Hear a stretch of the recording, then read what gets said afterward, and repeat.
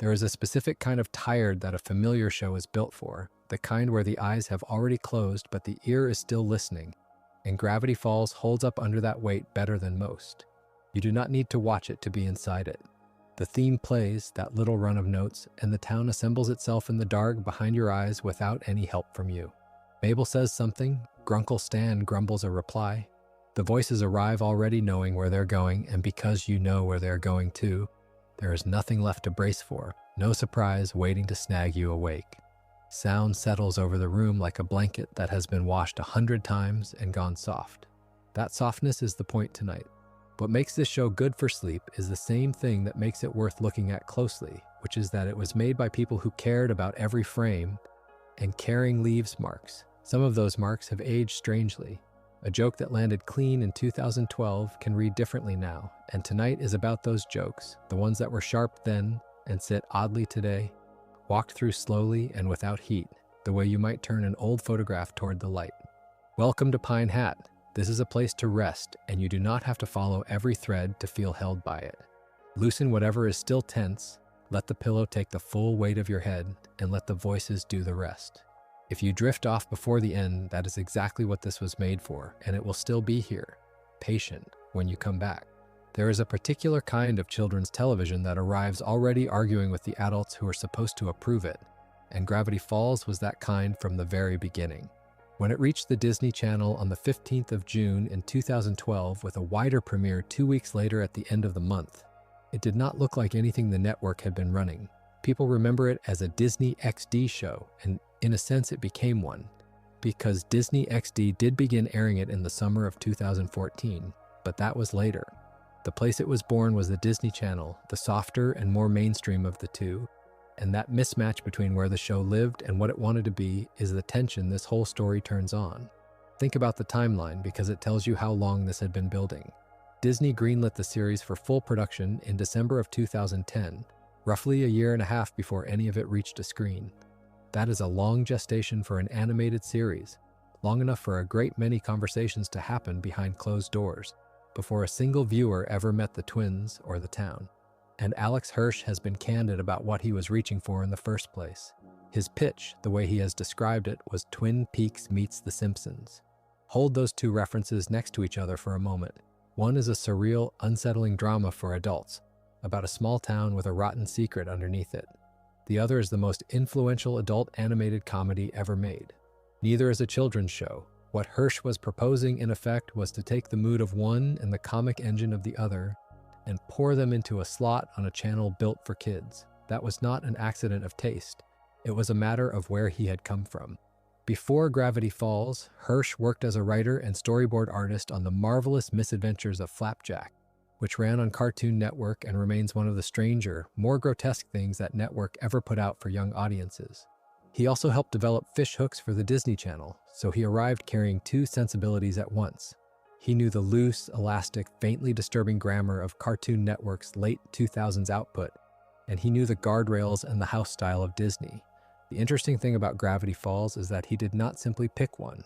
He tried to smuggle the first past the second, and the record of that smuggling attempt is a large part of what we are here to talk about. To understand how far the writer's room was pulling from adult animation, you only have to look at who Hirsch eventually brought in. For the second season, the staff gained Josh Weinstein, who is credited as a writer on a good number of that season's episodes. Weinstein was not a Disney person. He had been a showrunner of The Simpsons across its 7th and 8th seasons, the years many people consider the very peak of that show, and he had worked as a writer and co-executive producer on Futurama. Consider what that means about the ambitions in that room. A creator whose stated dream was The Simpsons crossed with Twin Peaks went out and hired one of the people who had actually run The Simpsons at its height and set him to work on a program airing between commercials for the Disney Channel. The pipeline of talent was flowing the wrong way down the age ladder, from adult primetime comedy into a kids' cartoon, and it flowed on purpose. Now, all of this was mostly invisible to the audience at the time. What the audience saw was a clever, warm, occasionally spooky show about a brother and sister spending a summer with their great-uncle. What they did not see was the quiet, continuous negotiation happening off-screen between the people making Gravity Falls and the department at Disney responsible for deciding what was acceptable. That department is called Standards and Practices, and for years its role in the show was a rumor, a thing fans assume must exist without ever seeing the paperwork. Then, in June of 2022, for its 10th anniversary, Hirsch posted a video on the platform then called Twitter in which he read aloud from the actual emails.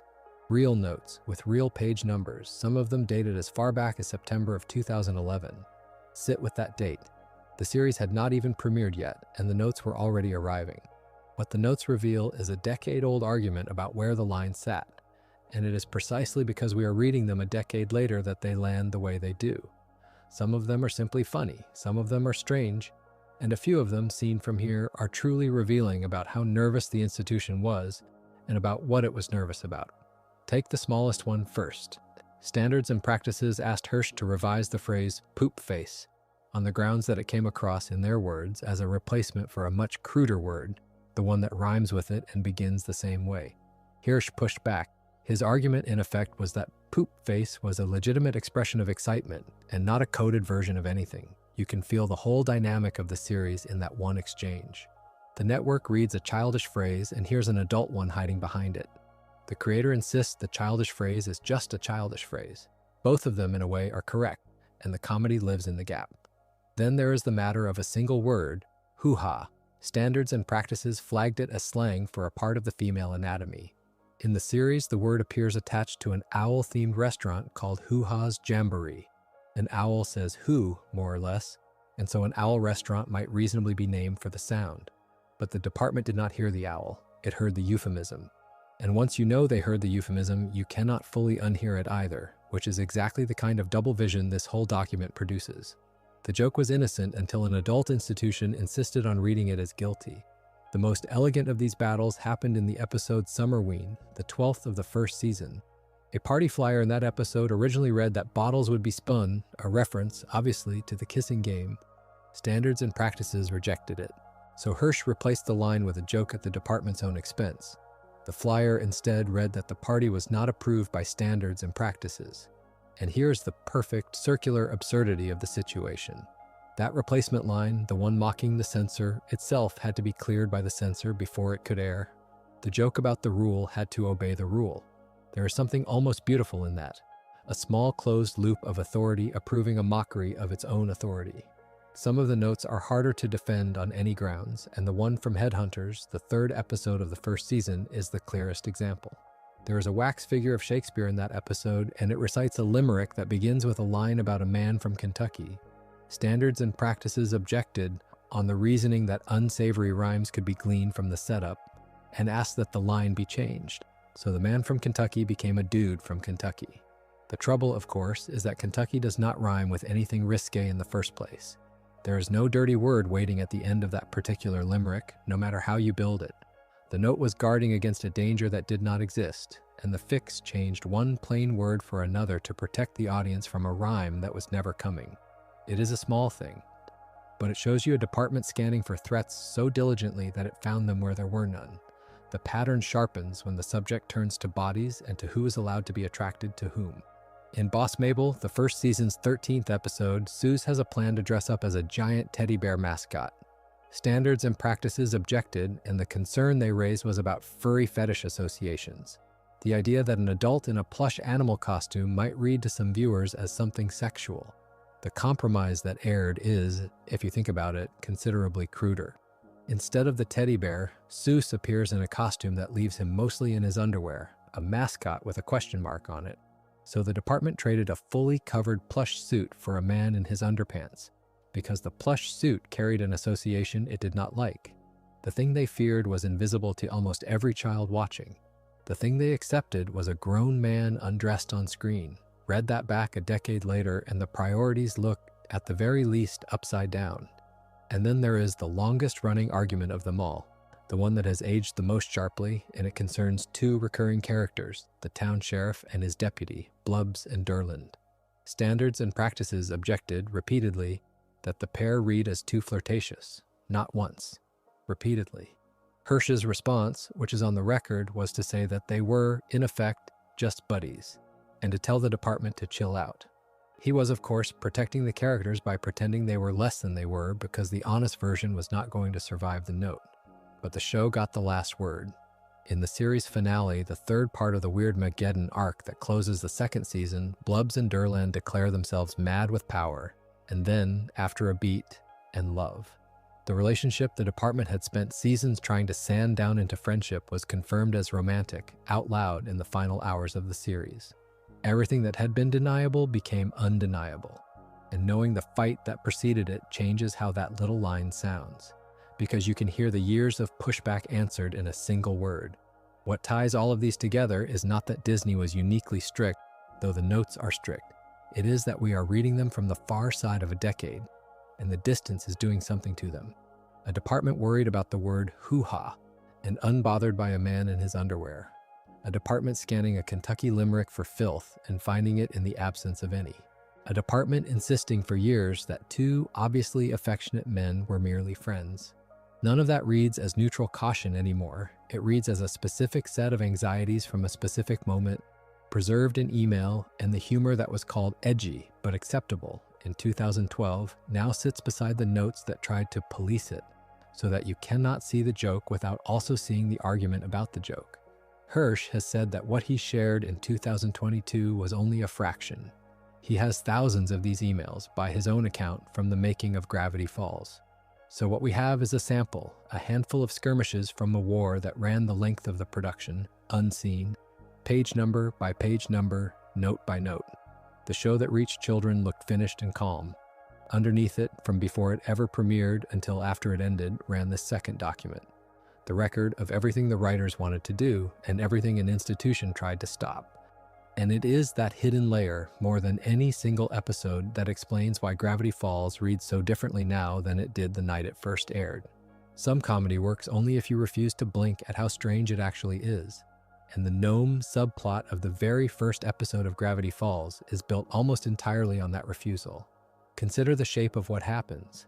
A 12-year-old girl spends the early part of the episode certain she has found a summer boyfriend, a quiet boy named Norman, and it lets that ordinary teenage hope sit there long enough to feel real. Then it pulls the coat open. Norman is not a boy. Norman is 5 gnomes named Jeff, Carson, Steve, Jason, and Schmebulok, stacked one atop another inside a hoodie and a trench coat, each of them operating a different limb, like a puppet made of smaller puppets. The reveal is played for a laugh, and it earns the laugh, but underneath the gag is a premise that would be genuinely frightening if the animation slowed down even slightly.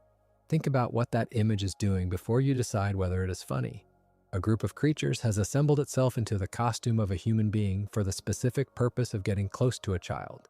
That is the mechanism of the scene. The show knows this, and it chooses to diffuse it through absurdity rather than dread. And the choice tells you a great deal about how Gravity Falls intended to operate from its first half hour. The threat is real inside the fiction. The tone insists you not take it seriously. Both of those things are true at once. And holding them together is the entire trick of the subplot. Tourist Trapped premiered as the series opener on that same June 15, 2012, and it was written by the show's creator, Alex Hirsch, and directed by John Aoshima. That production detail matters more than it might seem because Hirsch does not only write the gnomes, he voices their leader, Jeff, the same way he would go on to voice Grunkle Stan and Suze and Old Man McGucket and eventually Bill Cipher across the run of the series. So the voice demanding a child's hand in marriage in the pilot belongs to the same performer who would later voice most of its memorable figures, comic and menacing alike. The line between the funny and the sinister in Gravity Falls often runs through a single throat. And here, in the very first episode, that throat is asking for something monstrous in the cheerful register of a small woodland creature. The demand itself is the pivot of the whole sequence. Jeff informs Dipper and Mabel, in a tone that treats the matter as settled, that she will marry all 1,000 of the gnomes and become their gnome queen for all eternity. Read the specifics of that back slowly, not one gnome, 1,000, not for a summer, for all eternity. The subplot has slyly escalated from a girl liking a boy to a horde of creatures proposing something closer to permanent captivity, and it delivers the escalation in a single confident sentence, as though it were a reasonable next step in a courtship. The comedy lives in the gap between the enormity of the request and the smallness of the thing making it. A creature the size of a garden ornament is calmly proposing to conscript a 12-year-old into eternal marriage, and the flatness of Jeff's certainty is what makes it play as a joke instead of a nightmare. When the twins refuse, the tone shifts again, and this is where the slapstick fully takes over. The gnomes do not argue, they combine. The whole horde stacks itself into a single giant gnome monster, a body assembled out of many small bodies, and it chases the children and threatens them. There is something almost mechanical about the image, a swarm resolving into one lumbering shape, and it rhymes cleanly with the earlier reveal of Norman. Both moments are the same idea, the many pretending to be one. First, the many wear a coat to look like a boy. Now the many pile into a giant to look like a beast. The subplot has a genuine visual logic underneath its silliness, and the logic is that these creatures are only ever a crowd wearing a single silhouette. What defeats them is a detail the episode had already planted, and this is the piece I find most satisfying to sit with. Earlier in the same episode, before any of the gnome danger arrives, Mabel ends up with a huge smooch mark on her cheek after her face gets pulled into a leaf blower set to vacuum, to the suction mode, while she is practicing kissing on a picture of Norman. On its own, that is a throwaway gag about a 12-year-old rehearsing for a romance she has not had yet. A small piece of character comedy that seems to exist only to make you smile and move on. It is easy to forget by the time the giant gnome is stomping through the trees. The episode does not forget. It set the leaf blower on the mantle in the first act specifically so it could fire in the third. Mabel's plan turns on that object. Facing the combined gnomes, she pretends to accept Jeff's proposal, and the pretending is the important word, because the whole subplot has been about creatures using disguise and pretense to get what they want. And now the child turns the same weapon back on them. She plays along, she lets Jeff believe he has won.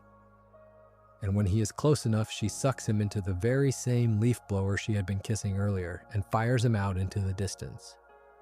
The prop that had been a joke about her inexperience becomes the instrument of her victory, and the two meanings sit on top of each other so neatly that the resolution feels earned rather than convenient. The girl who practiced kissing on a machine defeats the horde by weaponizing that machine, and the practice and the payoff are the same appliance.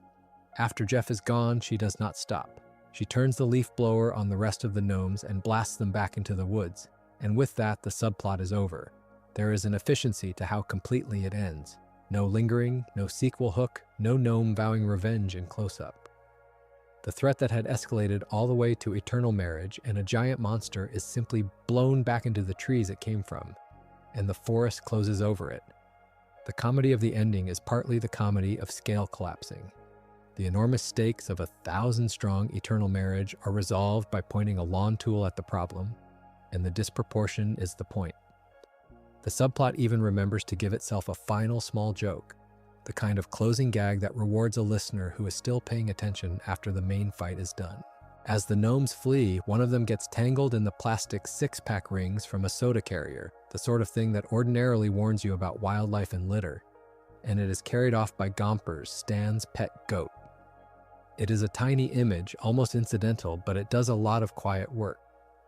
It takes the creature that had been a supernatural menace 1 minute earlier and reduces it to actual roadside debris, an animal snagged in the packaging humans leave behind, hauled away by a farm animal that has no idea any of this happened. The horror has been fully domesticated. What began as a boy who was secretly 5 gnomes ends as one gnome caught in garbage, riding a goat into the background. That arc from the goat opening to the goat leaving is the whole strategy of Gravity Falls announced in miniature on its first night. The show will take material that is, if you describe it plainly, deeply unsettling, a conspiracy of creatures trying to force a child into marriage, and it will run that material entirely as slapstick, trusting the speed and the silliness and the well-planted leaf blower to keep the darkness legible only to whoever chooses to look for it. Alex Hirsch wrote it and voiced its villain. John Aoshima directed it.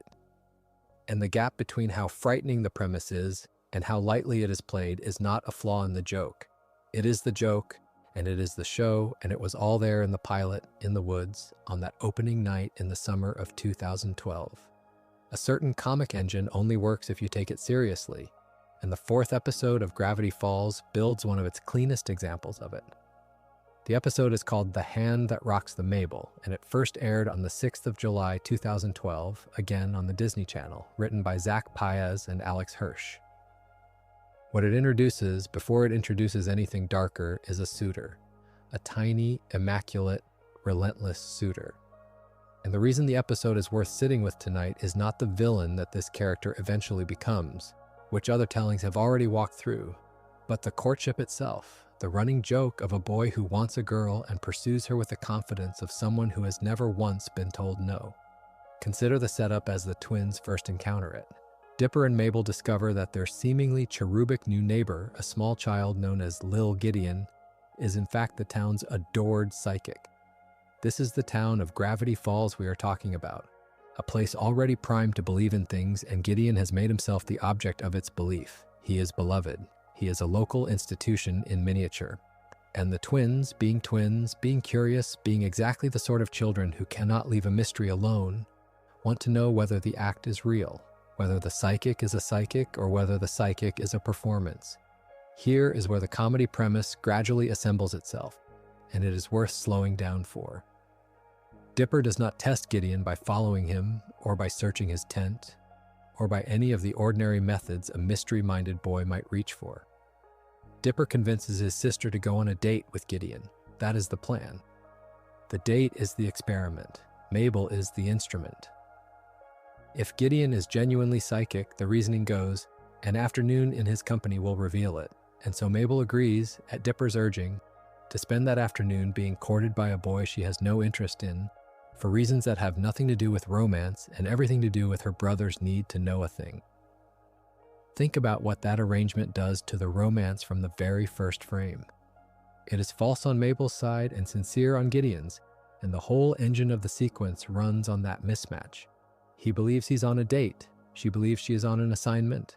The audience is let in on both truths at once, which is the oldest and most reliable way to make a courtship funny rather than sweet, and Gravity Falls plays it with a straight face. And so the date proceeds, and it hands Gideon every gesture of a grand romantic. He picks Mabel up on horseback, not in a car, not on foot, on horseback, the entrance of a suitor who imagines himself a prince and has the means to stage the fantasy. He takes her to a fancy restaurant. Everything about the presentation is oversized, formal, the courtship a child might design if that child had studied romance the way one studies a manual and had never had the manual corrected by an actual other person. The scale is the joke. A small boy performing a very large idea of love and doing it in public where the size of the gesture is meant to be witnessed and admired. The restaurant produces the sequence's sharpest single beat, and it is worth describing carefully because it tells you exactly what kind of suitor Gideon is. He has a trained parrot, a talking parrot trained for this, and in front of the other diners, he has the bird publicly ask Mabel out on a second date, in front of everyone, before the first date has even ended. The pressure is the point. He has engineered a moment in which the entire room is watching, in which refusal would be a scene, in which a polite girl is nudged toward yes by the sheer social weight of the staging. That is not romance. That is a man arranging the furniture of a situation so that the answer he wants becomes the easiest one to give. Watch how much character sits inside that one gag. Gideon does not ask. Gideon does not risk the vulnerability of asking where the answer might be no and he would have to hear it. He outsources the question to a bird and he detonates it in a crowded room so that the asking and the pressuring happen in a single motion, and Mabel is left holding a choice that is not really a choice. The episode is telling you, in the grammar of a joke, that this boy experiences other people as instruments the way Dipper is currently experiencing Mabel as an instrument. It is a courtship built entirely out of leverage. Then there is the hug and the hair. When Gideon hugs Mabel on the date, he sniffs her hair. She notices, because of course she notices, and she asks him the question the whole audience is asking with her. "Are you sniffing my hair?" It is one of the very few lines the record preserves verbatim, and it earns its place because it is the moment the performance cracks. Up to here, the discomfort has been dressed in finery, horseback, and fine dining and grand gesture. The hair sniff is the private appetite showing through the public romance, the thing that is not charming pushing up under the thing that is meant to look charming. Mabel names it out loud, and by naming it, she pops the whole illusion. You cannot stay inside a fantasy once someone has asked you plainly whether you are sniffing their hair. That crack is the hinge of the entire premise, and the episode has actually told you it is coming. Over the course of the date, Mabel learns that Gideon's outward cuteness, the quality that has made a whole town adore him, can fade all too quickly. That is the discovery the episode is really staging. Not whether Gideon is psychic, which was Dipper's question, but what is underneath the cuteness once you are close enough to see it fade. The date was Dipper's experiment. What it actually tests is the boy's charm, and the charm does not survive contact. So the comedy of the suitor curdles, and it is worth being precise about how the episode handles the turn, because it does not abandon the comic register even as the pursuit sours. Dipper, seeing his sister's distress, tells Gideon that Mabel does not want to date him anymore. This is the rejection, delivered secondhand, brother to suitor, and it is the first time in the episode that Gideon has been told no about anything. Watch what he does with it. He goes home and he throws a tantrum, a telekinetic tantrum powered by the mystic amulet, an artifact that grants him psychic and telekinetic powers, which is also, incidentally, the answer to Dipper's original question, the source of the psychic act laid bare. The tantrum is a child's tantrum given terrible force, and the writing keeps it funny even as it reveals him. When his father tells him to clean his room, an utterly ordinary parental instruction, Gideon does not clean his room. He shouts at his own father that he could buy and sell him, turning the language of money and ownership into a threat instead of an apology. It is a monstrous line, and it is a comic line, both at once, because it is a small boy speaking with the vocabulary of a tycoon, importing the language of money and ownership into a fight about a messy bedroom. It tells you how he understands power. Everyone is something to be bought and sold, everyone is an instrument, and now that includes the man who raised him. Then the amulet turns outward. Later in the episode, Gideon uses it to telekinetically attack Dipper, and among the objects he sends flying is a pair of shears hurled through the air at the boy who told him no. This is where the courtship comedy finally spins itself out and becomes something with edges, and yet notice the shape of the thing.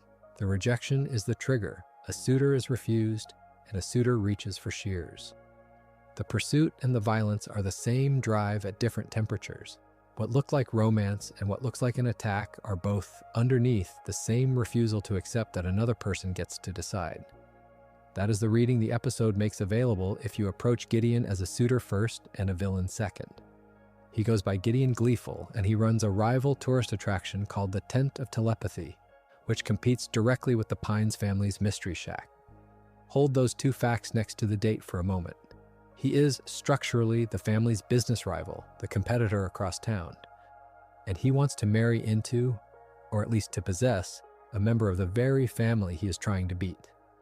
The romance and the rivalry are tangled from the start. Mabel is a Pines, and Gideon wants a Pines, and it is never entirely clear, watching him, whether he wants Mabel the person, or Mabel the acquisition, the prize that would complete some private ledger in his head. It would be easy to treat this episode as a self-contained bit, a one-off courtship gag that ends when the shears are thrown. The show does not treat it that way. Gideon's pursuit of Mabel does not close with the hand that rocks the Mabel. It continues, past the courtship comedy, all the way to the season 1 finale, an episode called Gideon Rises, where he attempts to reclaim her as his bride. Sit with the word reclaim. It carries the assumption that she was ever his to begin with, that the failed date and the refused second date and the thrown shears did nothing to alter his sense of ownership over her. The suitor plot is not a subplot he grows out of across the season. It is a fixed idea he carries forward, unrevised, from the 4th episode to the 20th. The courtship was funny. The persistence of the courtship, unchanged by every no, is the part that should make you a little cold.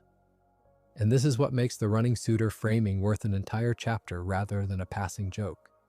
The comedy of the first date depends on Gideon being small, being ridiculous, being a child playing at grand romance with horses and parrots and restaurants.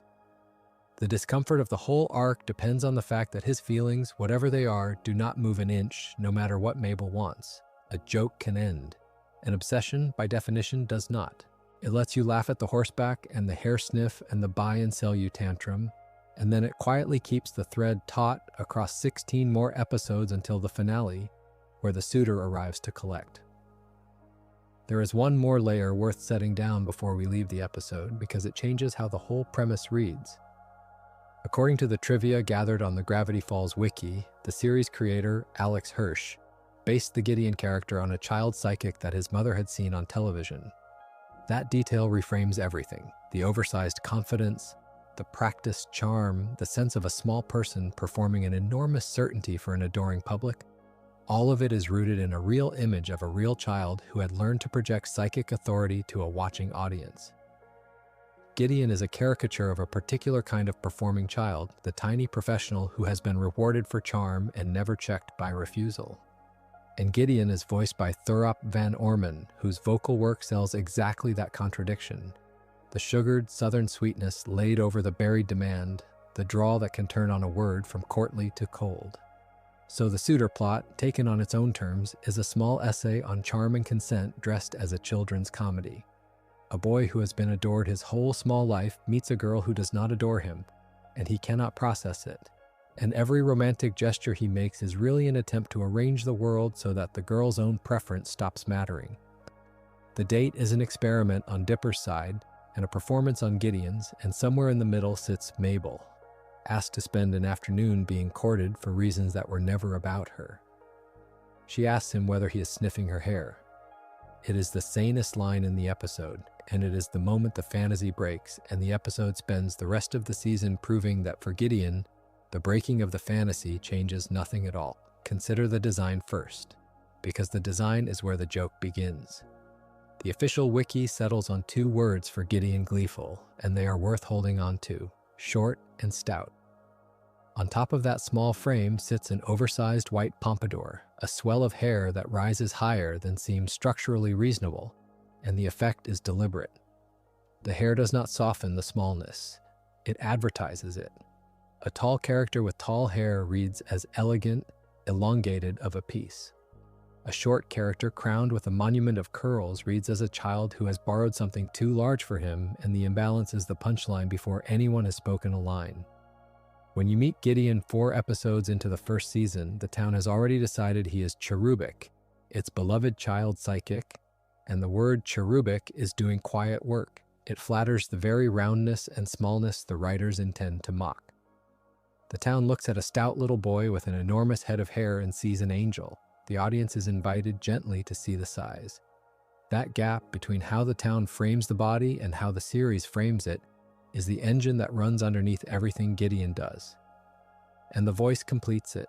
Thurop Van Orman performed the character across the whole run of the show, and the performance sits on the same fault line as the design. A large, theatrical, honeyed drawl coming out of a very small boy. The instrument is bigger than the vessel, the same way the hair is bigger than the head, and later the ambitions are bigger than the reach. Everything about Gideon is a size that does not match the body it is attached to, and it keeps finding new ways to stage that mismatch. Watch how it plays in the 19th installment of that first season. Stan and the group are gathered around a television, mocking a commercial in which Gideon announces his plan to tear down the Mystery Shack and put up his own tent of telepathy in its place. Think about the scale of that threat and the scale of the person making it. A small boy on a screen promising to demolish a building. The commercial is grand, the plan is grand, and the mockery in the room comes precisely from the distance between the grandeur and the child selling it. Then the plan leaves the screen and becomes a body in a room. Gideon breaks into the shack to crack Stan's safe, and the confrontation that follows is not a duel. It is not even really a fight. Stan drives him off with a broom, hitting him and chasing him out of the building, and the choice of weapon is the whole comment. You do not need a weapon against Gideon, you need a household cleaning implement. He is a thing to be shooed, swept toward the door like a small animal that has gotten indoors. The broom reduces him to exactly his dimensions, and here is what makes the pattern more than a cheap running gag.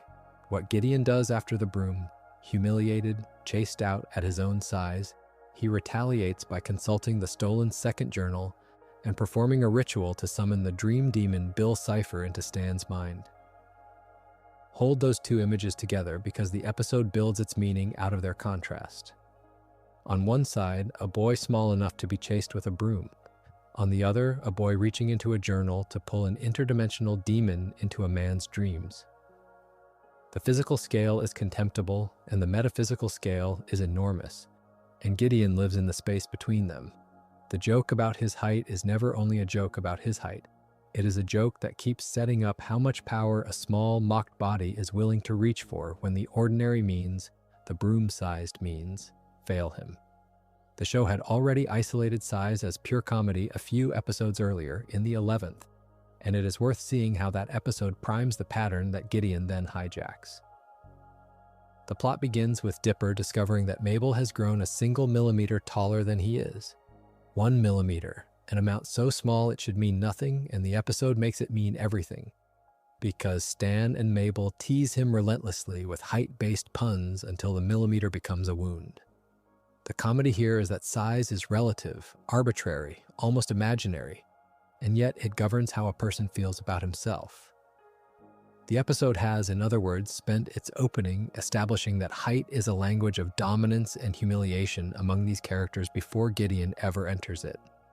Then he enters it, and he enters it through the exact mechanism the episode has been playing with. Gideon gets hold of Dipper's flashlight, the one rigged with a crystal so that it changes the size of whatever its light touches, and he uses it to shrink Dipper and Mabel down to miniature size so that he can kidnap them for ransom. Look at what the smallest, most mocked body in the town does the moment he holds the power to alter size directly. He does not make himself bigger, he makes his enemies smaller. He takes the twins, one of whom has just been tormented over a single millimeter, and reduces them to figures he can carry. For a character whose whole comic existence is being the little one, there is something almost unbearably pointed about him seizing a tool that controls littleness and turning it outward. The boy who is chased with a broom becomes for one episode the one who decides how tall you are allowed to be, which brings the pattern to its largest and most literal expression in the finale of the first season. Gideon pilots a giant robot built in his own likeness, the Gideon bot, and he does it from the inside, wearing a motion capture suit fitted with ping-pong ball sensors so that his small movements drive the huge machine. Sit with the design of that image because it is the entire character rendered as a single object. An oversized mechanical body, shaped like him, standing in for the stature he does not have. He has finally built the scale his ambitions always claimed. But notice how it refuses to let him simply be big. It shows you the seams. It puts him inside the machine in a suit dotted with ping-pong balls, flailing his tiny limbs to make the giant move, and the ping-pong balls are the broom all over again. They are the deliberately unglamorous, slightly ridiculous detail that keeps puncturing the grandeur. The robot is enormous, and the boy inside it is doing an undignified little dance in a spotted suit to make it walk. The mismatch has not been resolved, it has only been enlarged. That is the quiet cruelty and the quiet craft of how the series treats Gideon's body. It never lets him escape his size, but it never lets him forget it either, and it keeps handing him bigger and bigger vehicles for the same failure. The commercial that promises to tear down a building, the demon summoned to invade a mind, the flashlight that shrinks the people who wounded him, the robot shaped like the self he wishes he had. Each is a compensation, and each compensation is staged so that the smallness underneath it shows through. In my view, the show is not laughing at Gideon for being short. It is laughing at the way a small, humiliated person reaches for enormous things. And it is honest enough to make those enormous things a little pathetic every single time. The Pompadour was always the thesis. Too much hair on too small a head, reaching upward, insisting on a height the body will not give it. There is a small cruelty in the way this episode begins, and it has nothing to do with monsters. Grunkle Stan takes the family to Greasy's diner and orders a split plate, which is his way of feeding 3 people on the cost of 1. Dipper receives a plate of ketchup. Mabel receives a cup of salad dressing. Neither of these things is food, and both of them are offered as though they were, and the joke lands because Stan is not embarrassed by it. He is proud of it. To understand the chapter that follows, you have to hold that opening image for a moment because the whole episode is about the distance between what a boy is given and what he believes he is owed. Dipper is handed condiments and told to be grateful, and something in him decides, privately, that he will earn something better. What he decides to earn is pancakes. The diner has a machine, a manliness tester, the kind of arcade contraption that measures grip strength and rewards it, and Dipper announces that he will beat it and win everyone free pancakes. This is where the episode shows its hand for the first time. Mabel laughs at him, Stan laughs at him. The 2 people closest to him treat the declaration itself as the punchline, before he has even touched the machine, and that laughter is worth thinking about carefully because it is the first of many moments where the episode frames Dipper's ambition as inherently funny. He has not failed yet. He has only wanted. And wanting, for a 12-year-old boy who does not look the part, is already treated as comedy. Stan does not stop at laughter. He reaches for a memory, and the memory he chooses is a specific one. He recalls a time he found Dipper in the bathroom, singing a song called Disco Girl into a comb. That is the ammunition Stan selects, and it is precise in its aim. He does not mock Dipper for being weak. He mocks him for being unmanly, for the softness of a private moment, for singing a girl's song alone where he thought no one could see. Notice what is happening in the structure of the joke. The humor is not that Dipper sang.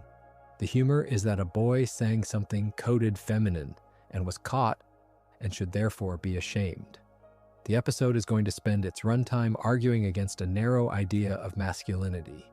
And yet here, in its opening minutes, its comedy runs on exactly that narrow idea. That tension never fully resolves, and it is the reason this chapter exists. Then Dipper takes the machine, and the machine renders its verdict. He grips the handle, he strains, and the tester produces a card that reads, "You are a cutie patootie." A baby laughs. Nursery music plays. The design of this failure is deliberate and layered, and it is meant to wound in a particular register. The machine does not tell Dipper he is weak. It tells him he is a baby, and it tells him he is cute, and it wraps both in the sounds of infancy, the giggle, and the lullaby. To a boy trying to prove he is a man, being called cute is worse than being called weak, because cute denies him seriousness altogether. Cute is what you say to something that cannot threaten you. The joke works, and it works well, and it also quietly agrees with the premise it pretends to laugh at, which is that there is a spectrum from baby to man, and that Dipper has landed at the wrong end of it. The counterexample arrives in the form of Manly Dan. Where Dipper fails, Manly Dan beats the tester using only his pinky finger to push the manhandle, and in doing so, he wins free pancakes for the entire diner. Everything Dipper wanted, Manly Dan delivers by accident, with the smallest possible gesture, with a single finger held out almost lazily. Consider the cruelty of the framing again. Dipper's total effort produces a baby's laugh. Manly Dan's minimal effort feeds the room. The episode is drawing a line between the boy who tries and the man who simply is, and it is putting the reward on the far side of that line in the hands of the one who did not have to strain for it. This is the fantasy of effortless masculinity, the idea that a real man does not work at being one, and the episode stages it as a visual gag that is genuinely funny and also, if you hold it up to the light, a little bleak. What follows is a sequence of small humiliations, and they arrive in a rhythm, one after another, each one knocking Dipper further down. After leaving the diner, he is drenched by a busted fire hydrant, and the hydrant is busted because Sheriff Blubbs and Deputy Durland are running around in circles in it, playing in the water like children, while a boy trying to become a man gets soaked by their fun. The adults tasked with authority in this town are behaving with less dignity than Dipper, and yet it is Dipper who ends up wet and diminished. The universe of the episode seems tilted against him. He wants to rise, and every surface he reaches for is greased. The next humiliation is built out of language, and it is the sharpest of them. Dipper backs into a woman who is looking for a mailman. He mishears the word. What reaches his ears is mailman, and the phrase detonates inside him because it names the exact thing he cannot manage to be. He is not even being insulted. A stranger is asking about the postal service, and Dipper's shame is so total that it manufactures an insult out of an ordinary word.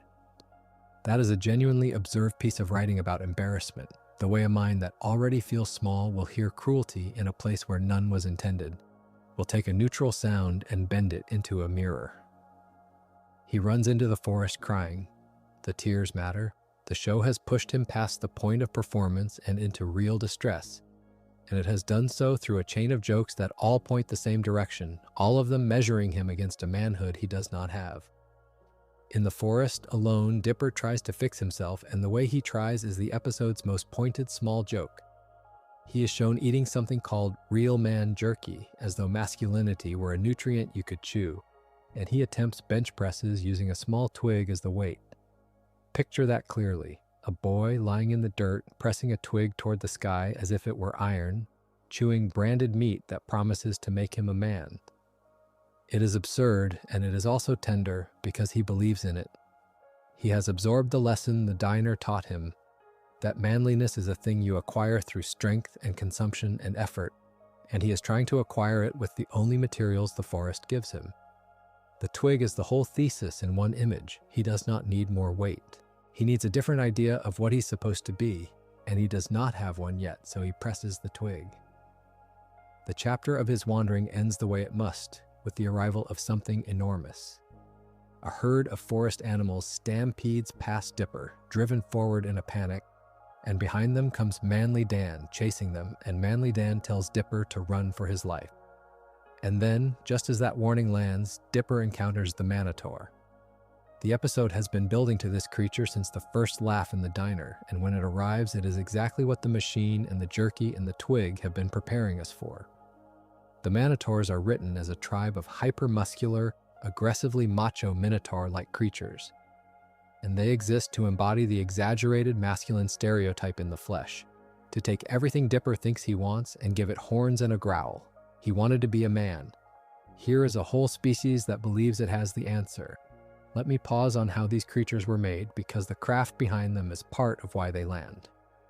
The Manotaur leader is named Chutzpar, and the second in command is Leader Aur, and by most accounts, the same performer voices both, giving the tribe a shared low rumble, a sense that its authority speaks with one throat. The Manotaur named Testosterone and the one called Pituator are each reportedly voiced by their own performer, and the names themselves are the joke stated plainly. Testosterone, Pituator. These are hormones and glands wearing muscle, biology dressed up as identity. A Manotaur is not a personality. A Manotaur is a gland with a name, and the writing knows this, and it lets the absurdity of the naming do the satire before the characters even open their mouths. The exaggeration is the point. Nobody is meant to look at Testosterone and see a model of how to live. The episode was made by specific people, and it is worth placing them. Dipper versus Manliness is usually counted as the 6th of the first season, and the writing and directing credits belong to the small team behind the show's early episodes. It aired that summer, early in the run, before the series had fully revealed how strange and how serious it was willing to become. And critics who have looked back on it tend to agree on what it is trying to say. The moral, as they describe it, is that manliness does not require rudeness, and it does not require cruelty, and it does not require violence. That is the lesson the Manotaurs are built to disprove by embodying the opposite. They are loud and brutal, and they solve everything with force. And the episode wants you to watch them and understand that this is a caricature, that a real man is defined by something quieter than a horn to the chest. Here is where my genuine opinion has to enter, because the facts pull in two directions and an honest reading has to hold both. The episode's stated moral is generous and correct, and yet the machinery of its comedy, especially in the stretch before the Manotaurs, keeps drawing its laughs from the very stereotype the moral rejects. Dipper is funny because he is small. He is funny because he sang a girl's song into a comb. He is funny because a machine called him cute and a baby laughed. Every one of those jokes only works if the audience already accepts that being unmanly is embarrassing, that softness is a punchline, that a boy who fails the strength test has failed at something real. It mocks the Manotaurs for believing manliness is everything, but it spends its first act asking us to laugh at Dipper for not having enough of it. The satire and the setup are running on the same fuel. That is the thing the facts reveal when you lay them out slowly, in order, without hurrying to the moral. And the moral itself, in the end, may not even belong to the Manotaurs to overturn. Some fans and critics, looking back on the episode, point to Stan's closing speech, the one about standing up for what you believe in even when you stand alone, and read it as the episode's true definition of being a man, held apart from the brute strength definition the Manotaurs offer. Think about what that means for the whole shape of the thing. The man who laughed at Dipper first, the one who handed him ketchup and dredged up the comb, is the one the episode finally trusts to say what manhood actually is. The Manotaurs were never the answer. They were the loud wrong answer, placed in Dipper's path so that Stan, of all people, could offer the quiet one. Whether the episode fully earns that turn, after an opening built on the softer cruelty it claims to reject, is a question I will leave open because the facts leave it open, and the honest thing is to let it stay that way. Consider the boy at the edge of the friend group, the one with the guitar he is not quite playing and the hair he has arranged so that it falls across one eye.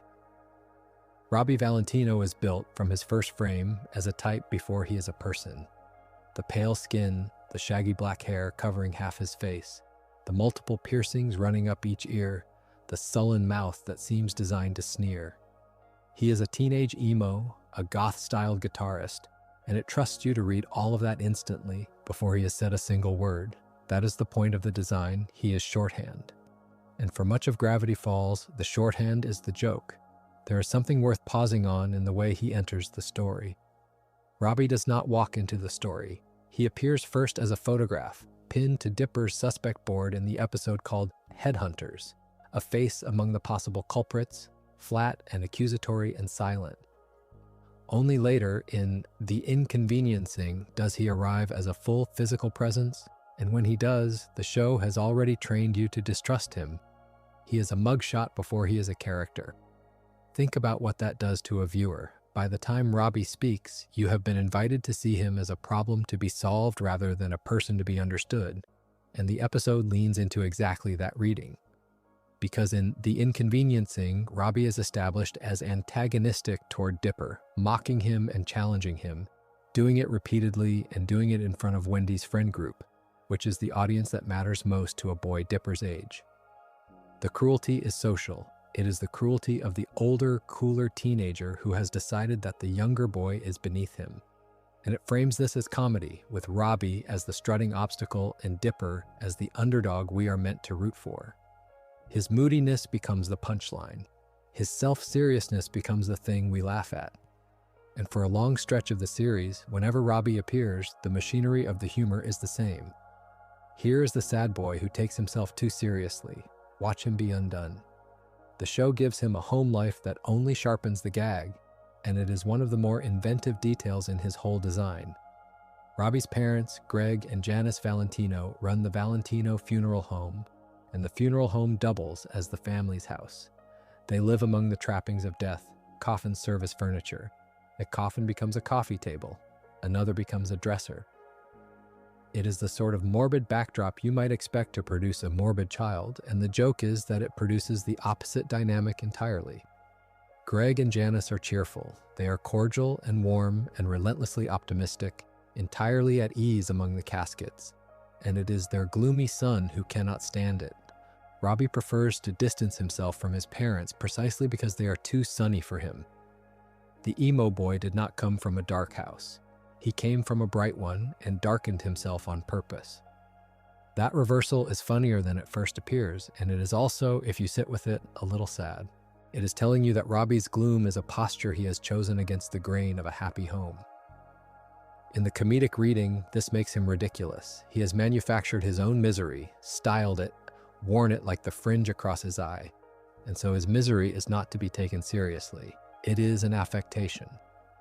That is the running gag in its purest form. The boy who decided to be sad in a house full of people who are not deserves whatever mockery the story sends his way. To understand why an animated show reached for that particular joke and why it landed the way it did, you have to look at the real world the design was borrowing from. The visual vocabulary the series gives Robbie was not invented for him. It was the mainstream emo aesthetic of the middle of the 2000s, the black eyeliner, the black hair swept into a long side fringe, the tight black jeans, a look popularized by bands like My Chemical Romance, Fall Out Boy, and Paramore, and spread largely through MySpace, where a generation of teenagers arranged their profiles and their hair with the same care. Robbie is that moment drawn. His whole silhouette is a quotation of a subculture that a great many young people really belong to. So when the show laughs at Robbie, it is laughing, whether it means to or not, at a recognizable, real kind of teenager. And the culture around that kind of teenager was not neutral. In the United Kingdom, the tabloid press had spent years treating emo not as a music scene, but as a menace. The Daily Mail, in 2006, ran stories warning parents about what they called an emo cult, describing it as a movement characterized by depression, by self-injury, by suicide, and doing so with very little evidence to support the alarm. The panic was manufactured in the way panics often are, out of a look and a genre of music and a set of adult anxieties looking for somewhere to land. To the papers, the eyeliner and the fringe were not fashion. They were symptoms. The panic hardened into something crueler in May of 2008, after the death by suicide of a 13-year-old girl named Hannah Bond. Her fandom of My Chemical Romance became a national news story. Her love of a band folded into the coverage of her death, as though the music were the cause, as though the aesthetic were the disease. A child died, and the culture around her turned her grief and her family's grief into a headline about a genre. That is the atmosphere in which the emo teenager existed as a public figure. Mocked in one register, feared in another, and rarely in either simply seen. Set Robbie against that background, and the running gag takes on a different weight. The show is not participating in the tabloid panic. It is doing something lighter and, in its own way, more common. It is treating the sad, styled teenager as inherently comic, his sadness as performance, his aesthetic as a thing to poke. That is a gentler instinct than the Daily Mail's, but it shares a root with it. Both assume that the boy who looks like Robbie is not to be believed. The paper said his darkness was dangerous. The joke says his darkness is fake. Neither says it might be real and worth attention. Here is where the honest complication enters, and it is one the series could not have known when it built the joke, because the evidence arrived later. In 2015, a longitudinal study published in The Lancet Psychiatry, led by the researcher Bose and drawing on the United Kingdom's Avon longitudinal study of parents and children, followed a large group of young people over years. It found that teenagers who identified strongly with goth subculture at the age of 15 were about 3 times more likely to be clinically depressed by the age of 18, and about 5 times more likely to have self-harmed than their peers who did not identify that way. Read carelessly, that finding sounds like vindication of the panic. The dark kids really were in trouble, but the researchers were careful in a way the tabloids never were, and the care is the whole point. They stated plainly that the data showed correlation, not causation. Identifying as goth did not make a teenager depressed. It did not cause the self-harm. What the numbers suggested instead was that some young people already carrying vulnerability, already struggling, were drawn toward a subculture that made room for darkness, that gave a name and a look and a community to feelings they already had. The aesthetic was not the wound. For some, it was the place they went to be understood while wounded. The fringe was not the cause of the sadness. Sometimes it was the flag the sad flew so that others might find them. Hold that beside the joke and something uncomfortable comes into focus. The running gag treats Robbie's gloom as a costume, a self-indulgent choice to be laughed out of. The research suggests that for real teenagers wearing that same costume, the gloom was frequently not a choice at all, and the costume was one of the few honest signals they had. This is not to accuse a cartoon of malice. It is to notice that the culture, in general, had built a reflex of laughing at exactly the young people who, the evidence would later imply, were the ones most likely to need someone to look closer. And Gravity Falls, to its credit, does not leave Robbie entirely inside the joke. As the series goes on, the writing lets a little air into him.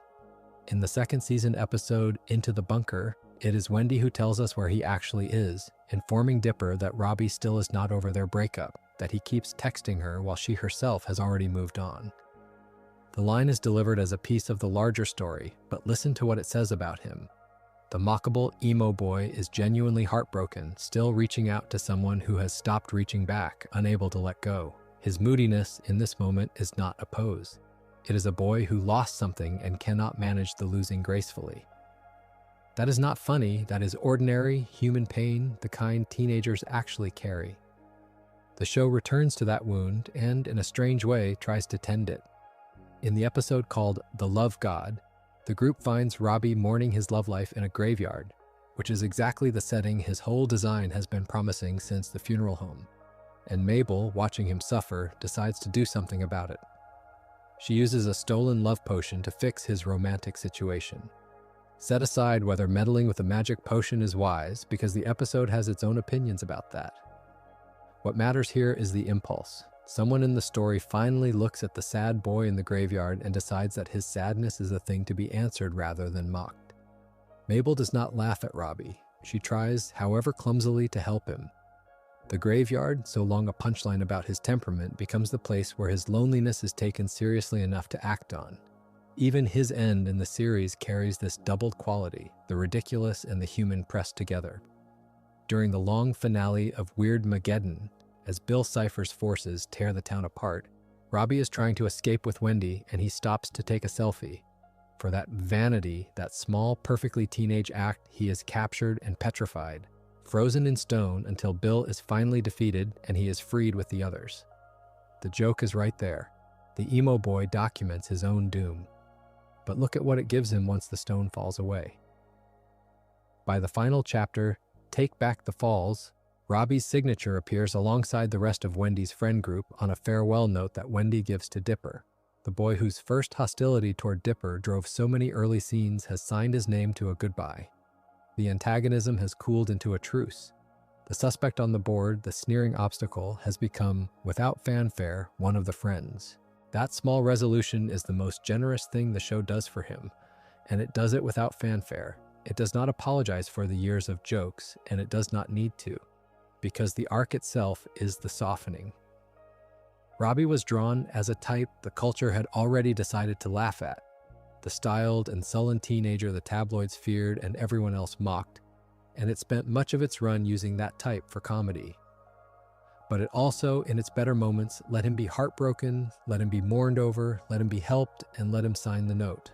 Watch the whole of him across the series, and you can see the running gag and its own quiet correction living side by side, the same boy laughed at, and in the end, allowed to belong. Some jokes a story can tell only once, because the second time they land, they stop being jokes at all. Old Man McGucket is that kind of joke. When you first meet him, he is a bit. By the time the series is finished with him, he is a wound the show apologizes for having laughed at.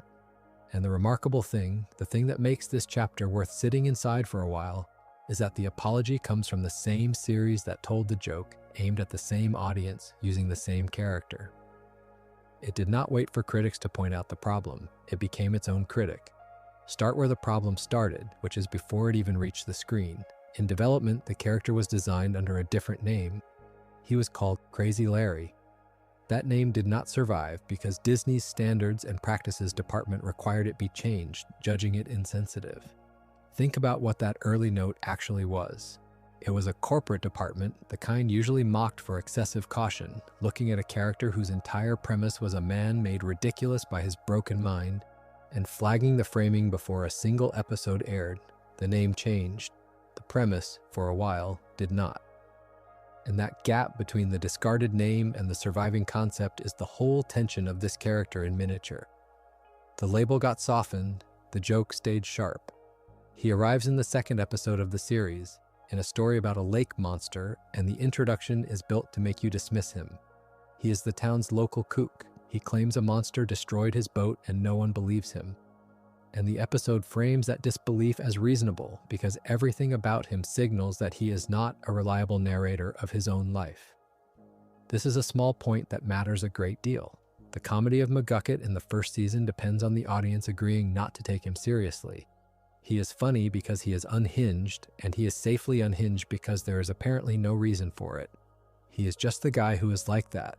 A town needs one, and Gravity Falls has him. The voice is worth pausing on because it belongs to the series creator himself. Alex Hirsch voices McGucket, and he also voices Stan Pines and Suze and Bill Cipher. Hold those four in your mind together for a moment. The gruff con man at the center of the show, the gentle handyman, the reality-warping demon of chaos, and the town crazy. One performer, one throat, four of the load-bearing figures in the whole story, and the writer of the series speaking through all of them. When the series later turns McGucket into something tragic, it is not an outside hand reaching in. It is the same voice that made him a punchline choosing to make him a person. The author laughed, and then the author stopped laughing, and you can hear both in the same instrument. Look closely at that first appearance because it is quietly darker than its comic surface admits. The episode opens with McGucket's estranged son, Tate, spraying his own father with a hose to drive him off. because the old man is scaring away customers and because the son is embarrassed by the reputation his father carries as the local kook. That is the joke. A man hosed down like a stray animal by his own child. And then, later in the same story, we learn why he is doing what he is doing at all. He built the robotic monster, the mechanical thing terrorizing the lake, specifically to get his estranged son's attention. The lunatic behavior has a motive, and the motive is a father who wants his son to look at him. The show plays it for laughs, but the fact underneath the laugh is grief. It gets stranger the more he explains himself. He tells the twins, in effect, that he built a homicidal pterodactyl robot after his wife left him, and an 80-ton shamebot after his friend Ernie skipped his retirement party. These are absurd inventions described in absurd terms, and they are meant to be funny, and they are. But notice the pattern hiding in the punchlines. Every machine is a response to abandonment. The wife who left, the friend who did not come, the son who will not look. His madness, even here in its most cartoonish register, is organized entirely around people leaving him. It is telling you, in the language of comedy, that this man's inventions are monuments to loss. You are simply not asked to hear it that way yet. You are asked to laugh at the shame bot's weight. For most of the first season, that is the arrangement. He is texture. He is the town's designated madman, appearing to be strange, and the strangeness is the whole of him. And then comes the 27th episode overall, the 7th of the second season, and the arrangement is destroyed on purpose. The episode is called Society of the Blind Eye, and what it reveals reorganizes everything you thought you were watching. McGucket, it turns out, founded a secret society, and that society used a memory-erasing gun to wipe the townspeople's memories of their supernatural encounters. That alone would recontextualize him from fool to figure of some authority. But the episode goes further, and the further step is the one that lands like a stone in water. He used the gun on himself, repeatedly, and the cumulative damage from those self-inflicted erasures, wipe after wipe after wipe, is what turned him into the addled town crazy the audience had been laughing at for an entire season. Sit with the mechanism of that reveal, because it is doing something more surgical than a normal twist. The show does not merely give the joke a sad backstory, it identifies the exact cause of the trait you found funny, and the cause is self-inflicted trauma. Every time you laughed at how broken his mind was, you were laughing at the visible result of a man erasing himself to escape something he could not bear to remember. The comedy of the first season is retroactively converted into the symptom of a tragedy. Nothing about the old footage changes. Your relationship to it changes completely. That is the joke aging poorly in real time, and it is the one aging it deliberately on camera. The picture fills in further several episodes later in the flashback that explains the whole history of the town's central mystery. There we learn his real name. He is Fiddleford Hadron McGucket, a garage computer inventor and an old college friend of Stanford Pines, recruited to help build the interdimensional portal that sits under everything in the series. This is the man beneath the man. Before the hose, before the mutterings, before the shame bot, there was a brilliant engineer with a full name and a career and a friendship with one of the smartest people in the story. The town crazy was, at the beginning, one of the two minds capable of building a doorway between worlds. And the flashback shows you the exact moment the unraveling begins. During the portal's first test, Fiddleford is nearly pulled headfirst into the machine. Stanford rescues him. But even that brief exposure to whatever lies on the other side leaves him speaking in a backward cipher. And when you decode that cipher, it reads, Bill Cipher Triangle. He looked into the thing for an instant and came back speaking the name of the story's demon in a scrambled tongue. Whatever he saw was enough to break the surface of his mind. The self-erasures come later, but this is the crack they were trying to seal. He understands the danger better than anyone, and the flashback is careful to show that too. Fiddleford warns Stanford that the portal is too dangerous, and he urges him to destroy it. Stanford refuses, and Fiddleford quits the project. So the figure the town would come to mock as a paranoid fool was, in the historical record the series finally lets us see, the one man in the room who was right. He said the machine would bring something terrible. He was ignored. He walked away. And then, unable to unsee what he had glimpsed, he began deleting his own memory piece by piece until nothing coherent was left, and the town looked at what remained and decided he was simply crazy.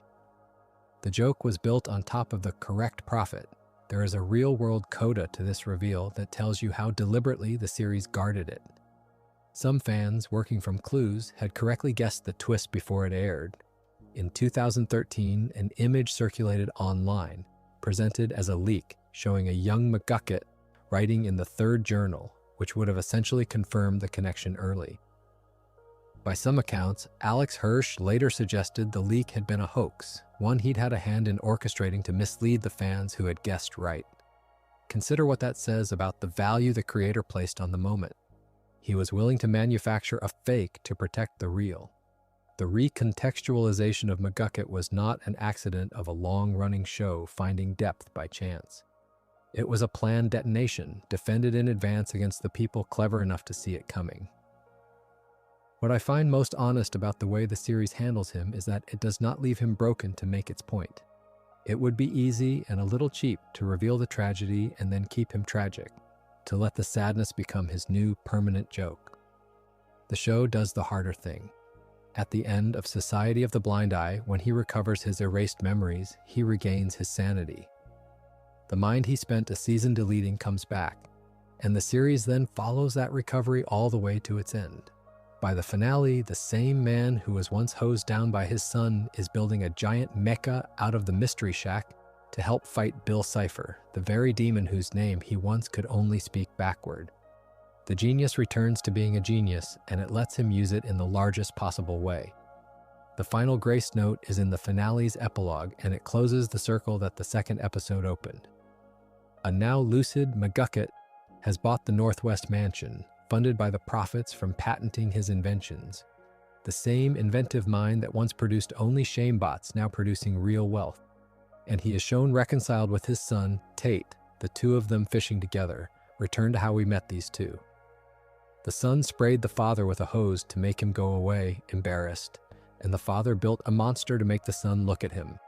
That was the joke. The image of them fishing side by side is the series retrieving that joke, holding it up, and setting it down as something healed.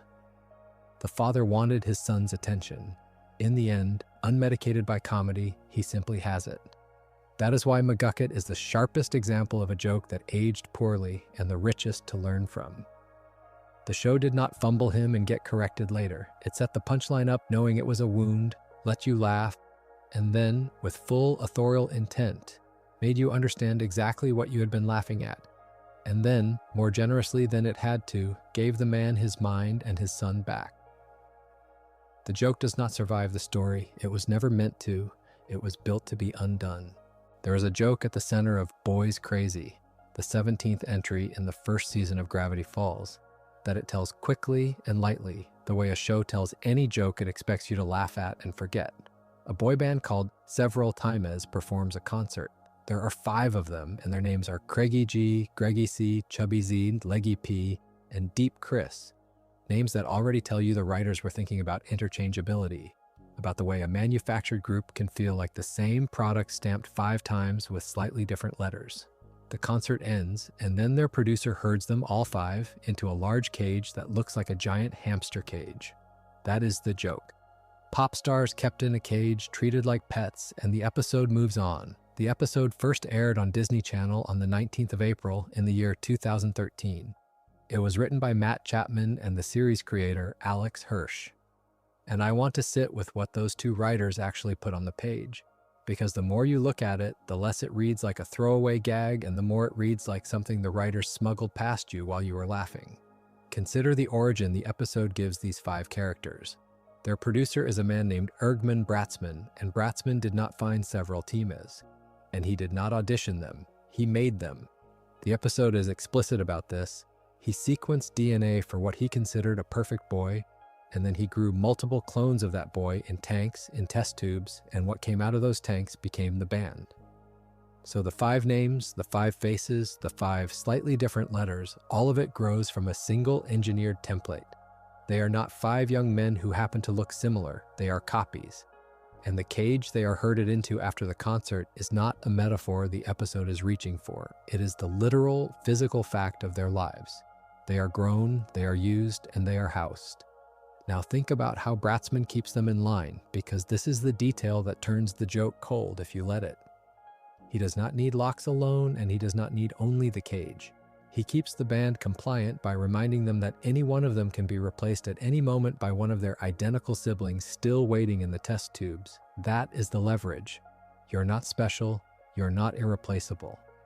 There is another you, a dozen other yous, and if you become difficult, if you ask for too much, you go away and one of them takes your place and the concert goes on exactly the same. The audience would never know. The product is the point, and the product is infinitely reproducible. And each member of several Times lives every day knowing that he personally does not matter. I said this chapter would look at a scene the way the other videos on this channel did not, and this is the turn. It would be easy to talk about Boys Crazy as another example of Gravity Falls going darker than a children's show is supposed to go. And there is a video that walks through those moments. This is not that. What interests me here is not that the premise is dark.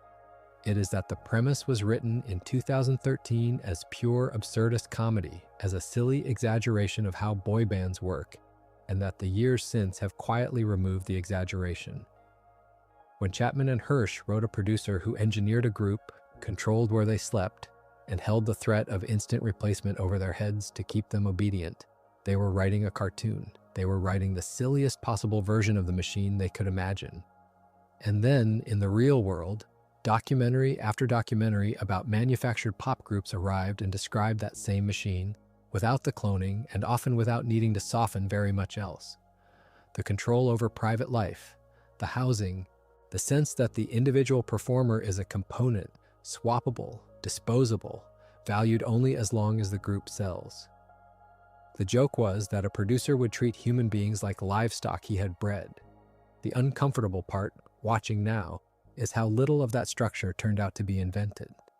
That is the strange gift and the strange burden of a show like this aging. Nothing in the episode has changed.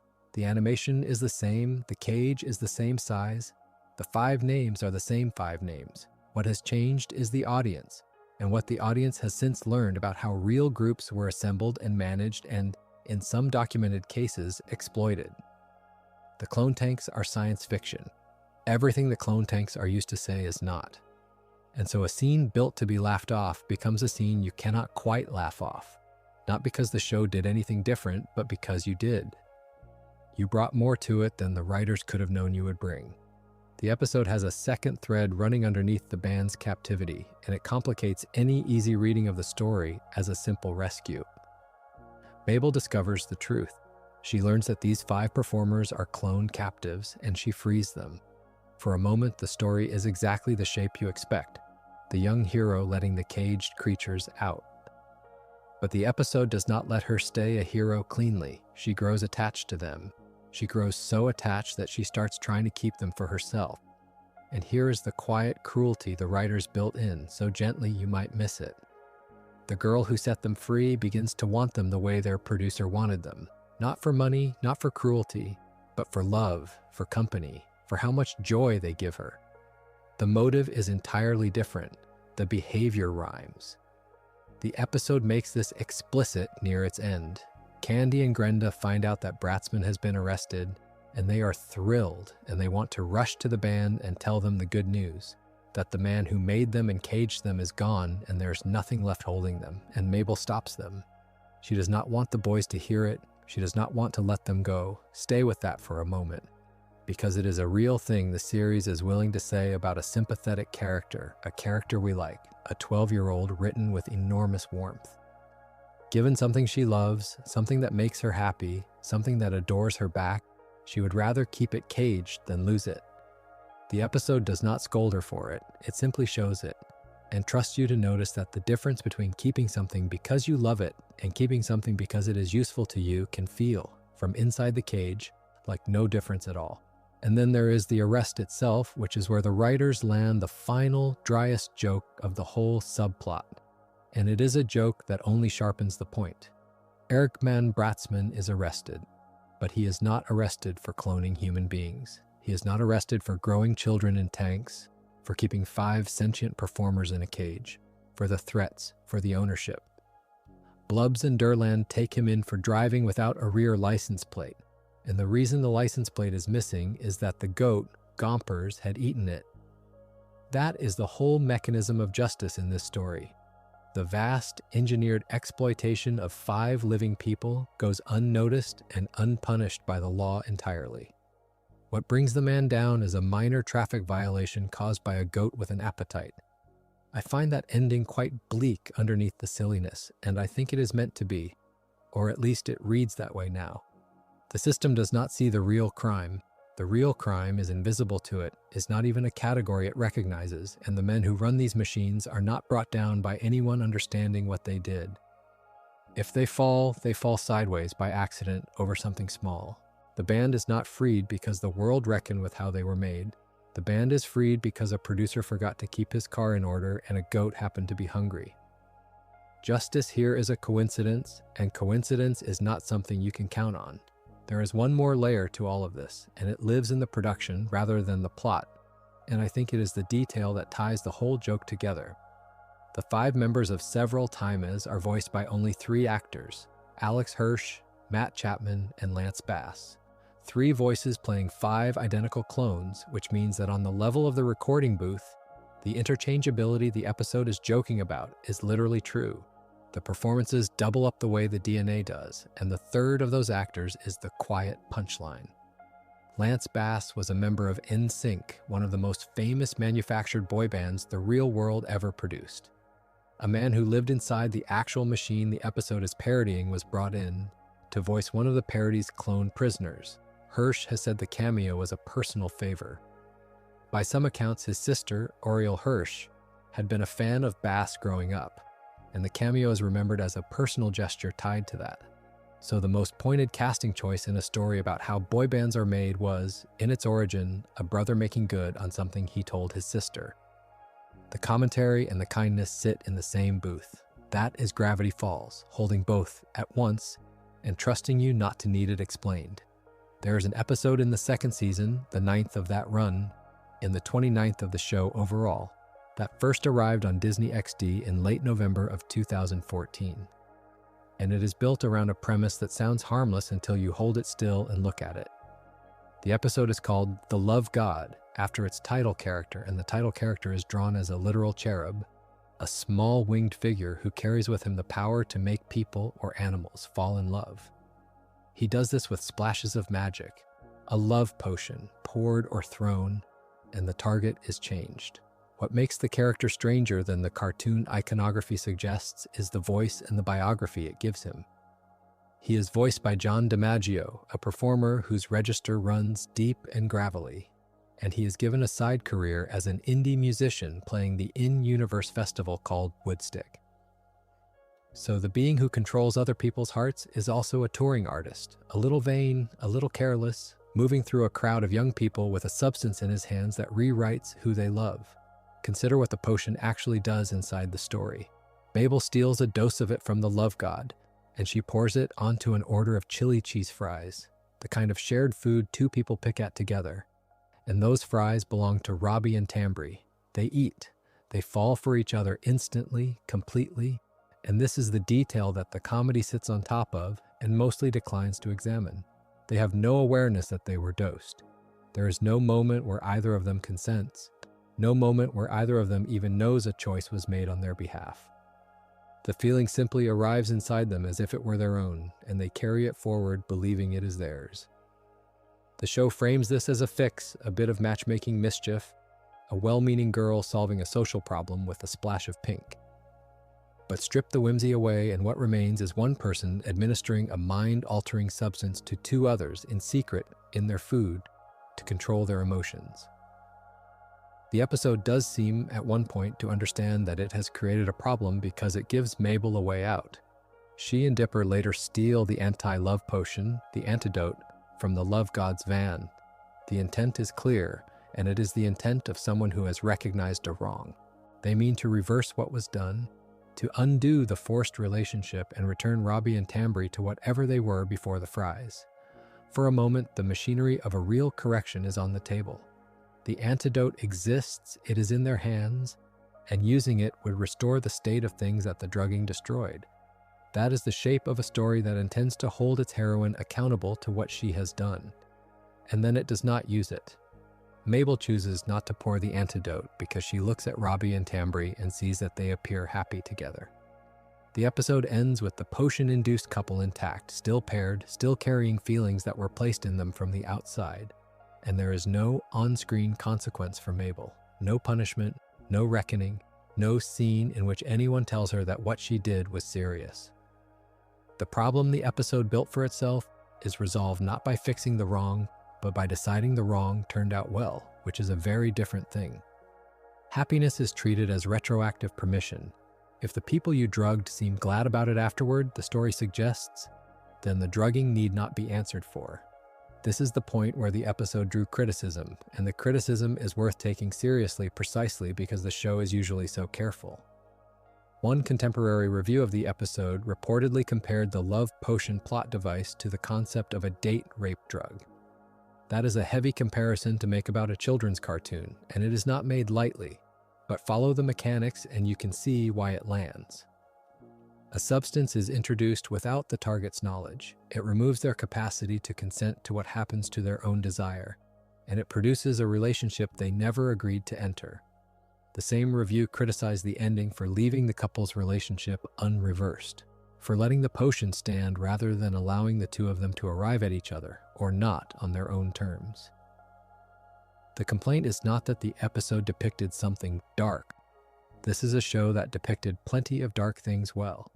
The complaint is that it depicted this one and then waved it off.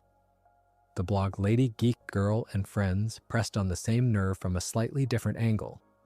Their objection was about consequence and about language. Mabel faces no punishment for non-consensually drugging Robbie and Tambry, and just as pointedly, the episode never includes a single line establishing that it is never okay to drug people into liking each other. Think about how small that missing line is. It would have cost the episode almost nothing. One sentence, from any character, acknowledging that the method was wrong even if the outcome looked sweet, and the whole thing would read differently.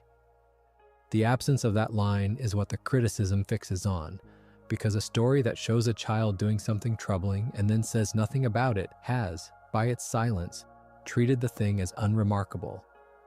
That same review turned its attention to the love god himself, and the portrait it draws is not flattering. He is described as an irresponsible figure, a being who hands out love potions carelessly, who treats a power to rewrite human attachment as a party favor, and when he is first confronted about the antidote, he resists giving it up.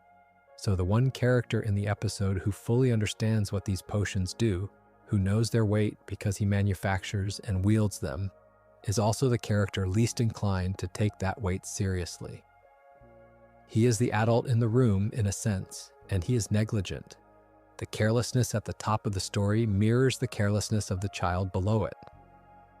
Nobody in the episode's chain of custody for this substance behaves as though it is dangerous, which is part of why the ending can arrive without alarm. There is a defense of the episode, and it is worth laying out fairly because it exists and because it changes the accounting somewhat. 2 years after the episode aired, in 2016, the companion book Journal 3 was published, and it added a piece of information that the episode itself never supplied. The love potion, the book says, only lasts a few hours. If that is true, then the timeline shifts. Robbie and Tambry would have come out from under the potion's influence not long after the credits, and everything they felt for each other after that would have been their own. Unaugmented, genuine. Under this reading, the couple did not remain a chemical accident. They became real. The drug was a beginning that they then chose to continue. Notice, though, what that defense requires. It requires a fact that is not in the episode. The episode as broadcast gives you no expiration on the potion, no scene of the fog lifting, no confirmation that either of them ever became free to choose.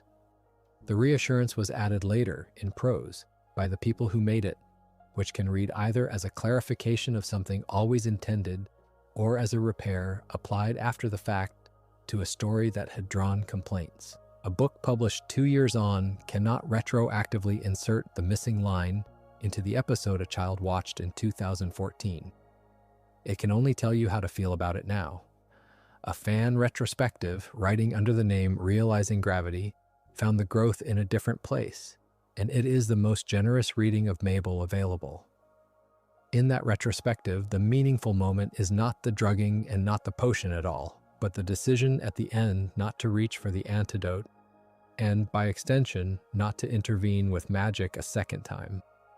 Framed this way, Mabel's restraint is her recognizing that using magic to control their emotions again could make everything worse. She has learned something about the limits of her own meddling. She sees that layering another act of control on top of the first would compound the harm rather than resolve it, and so she steps back. Read like this: the ending is character growth. It is a girl learning to stop pulling the strings, treating her own hands as the danger. Both of those readings can be held at once, and perhaps they should be, because they describe the same still image from opposite sides. Mabel does not redose them, and that is genuine restraint. Mabel also never reverses the first dose, and that is the wrong left standing. The episode wants you to feel the growth and to skip the accounting, and whether it earns that depends on how much weight you give a happy-looking couple against the way they were made. What is not in dispute is the shape of the thing. A comedy about love was built on an act performed without consent, and it chose, at the end, to keep the result and forgive the method by simply never mentioning it again. One kind of joke ages faster than any other, and it is the joke built entirely out of the present moment, a reference to a song, a trend, a face on a screen. It lands hard the week it airs, and then begins its slow slide into needing a footnote. Gravity Falls, for all its timelessness in structure and feeling, was made by people steeped in the internet of the early 2010s, and that steeping shows. This chapter is about the parts of the show that now require a small act of translation. The gags that were once instantly legible and are now, for a new viewer, a locked door. Consider the boy band. In Boys Crazy, 17th in the first season run, the episode introduces Several Times, a fictional pop group whose entire existence is a parody of a genre that had, by the time the episode aired in 2013, already passed its cultural noon. And the writers knew this. They knew it so completely that they wrote the awareness directly into the script. Dipper describes the group in effect as a boy band that arrived a full decade too late. Consider what that reveals as a piece of construction. The joke is not simply that boy bands are silly.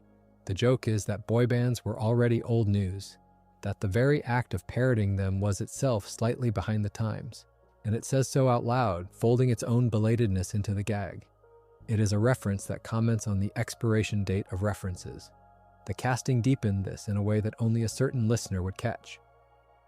Several Times counted among its voices Lance Bass, who had been a member of the real boy band NSYNC, one of the genre's defining acts from the 1990s into the 2000s. So the parody was performed by a genuine artifact of the thing being parodied. A man who had lived inside the real machine was now voicing every gear of the fake one. For a viewer in 2013 who recognized the name, this was a rich, knowing wink.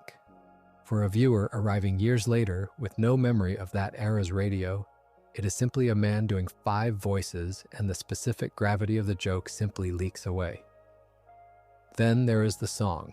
Several Times performs a number that fans remember for leaning hard on the slang word cray, repeated until it becomes the whole joke.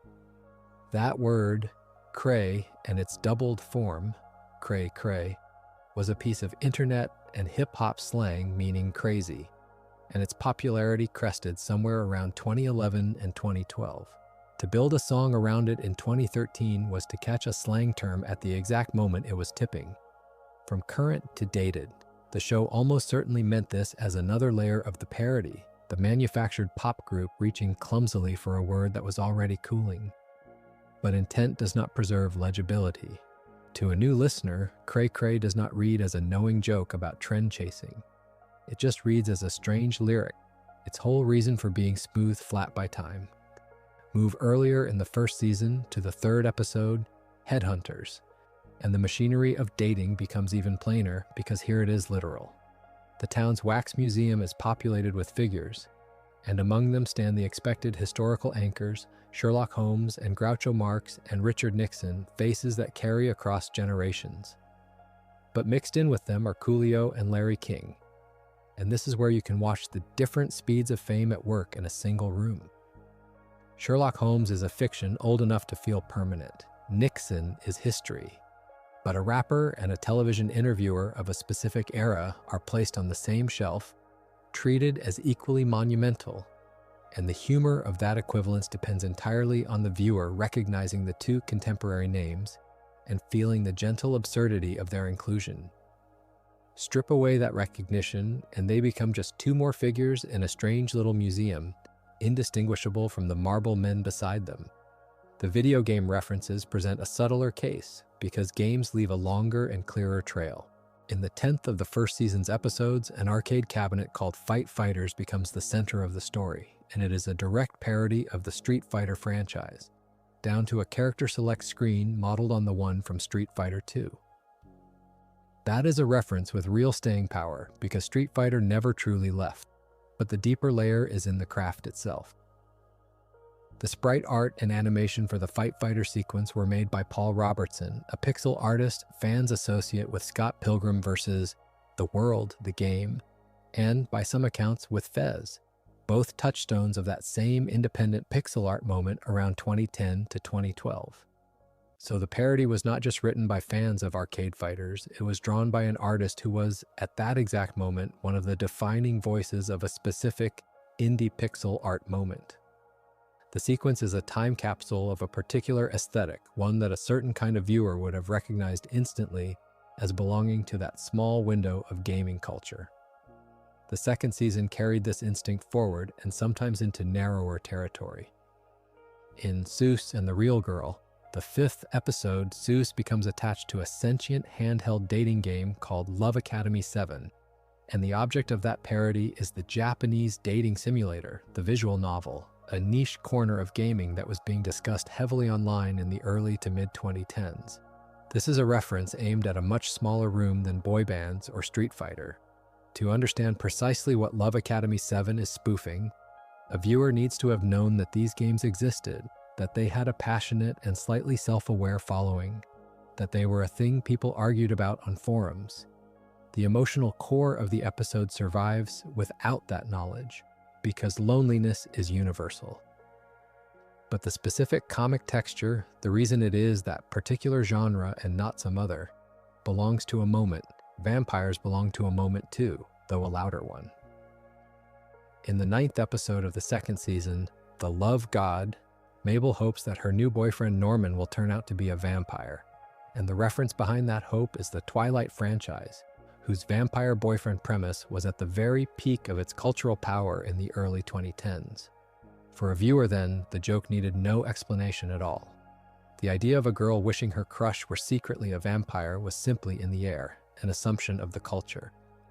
Now it requires a small history lesson, a note explaining why that specific fantasy was so pervasive that a cartoon could gesture at it and trust everyone to nod. And vampires reach back further in the series as well, to a title glimpsed rather than dwelt upon. The horror movie parody Dusk to Dawn is an allusion to From Dusk Till Dawn, a vampire film from 1996. This one is interesting precisely because it points backward even from the show's own vantage.